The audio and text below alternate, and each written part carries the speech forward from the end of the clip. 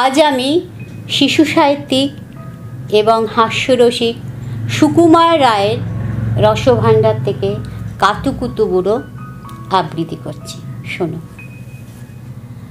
আজ যেখানে যাও না রে ভাই সপ্ত সাগর পার, কাতুকুতু বুড়োর বাড়ি যেও না খবরদার।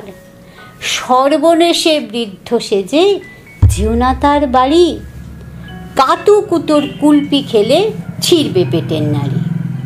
কোথায় বাড়ি কেউ জানে না, কোন সড়কের মোড়ে, একলা পেলে জোর করে ভাই গল্প শোনায় পড়ে।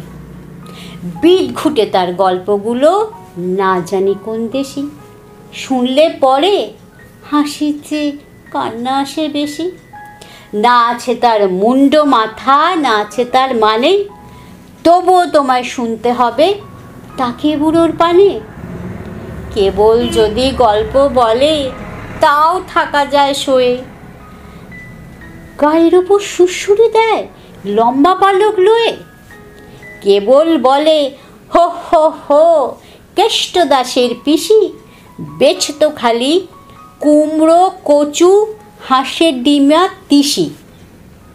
ডিমগুলো সব লম্বা মতো, কুমড়োগুলো বাঁকা, কচুর গায়ে রং বেরঙের আলপনা সব আঁকা।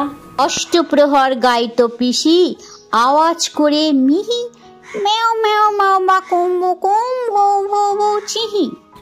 এই না বলে কুটুত করে চিমটি কাটে ঘাড়ে, খ্যাংরা মতো আঙুল দিয়ে খোঁচায় পাঁজর হাড়ে।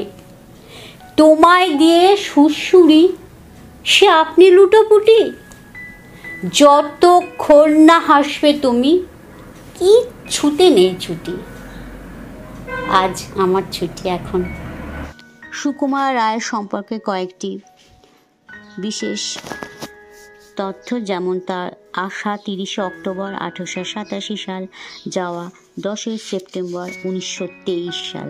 তিনি একাধারে লেখক, ছড়াকার, শিশু সাহিত্যিক, রম্য রচনাকার, প্রাবন্ধিক ও নাট্যকার ছিলেন। সুকুমার রায়ের মাতা ছিলেন বিধুমুখী দেবী। তিনি দ্বারকানাথ গাঙ্গুলি এবং ভারতের প্রথম মহিলা চিকিৎসক কাদম্বিনী গাঙ্গুলির কন্যা। পিতা উপেন্দ্র কিশোর রায়। সুকুমার রায় পরিবার ছিল একাধিক গুণসম্পন্ন মানুষের পরিবার। জন্মস্থান অবশ্যই কলকাতা।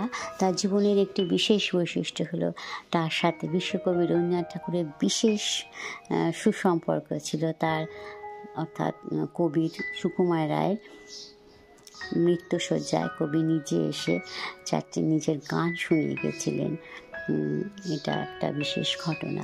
আজ এই পর্যন্ত। পরবর্তীতে আবার অনেক তথ্য নিয়ে আসবো বন্ধুরা তোমাদের সামনে। অবশ্যই সবাই খুব খুব খুব ভালো থাকবে।